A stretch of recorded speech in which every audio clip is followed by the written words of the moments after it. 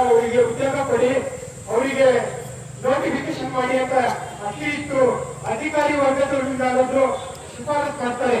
ನಾವು ಮುಂದಿನ ದಿನದಲ್ಲಿ ಅನಿರ್ದಿಷ್ಟ ಹೋರಾಟವನ್ನ ಈ ಕೂಡಲೇ ಹಮ್ಮಿಕೊಳ್ತೀವಿ. ನಾವು ಅದ್ರ ಬಗ್ಗೆ ರೂಪರೇಷವನ್ನು ಕೂಡ ಕಾನ್ಸರ್ ಮಾಡ್ತಿದ್ದಾರೆ.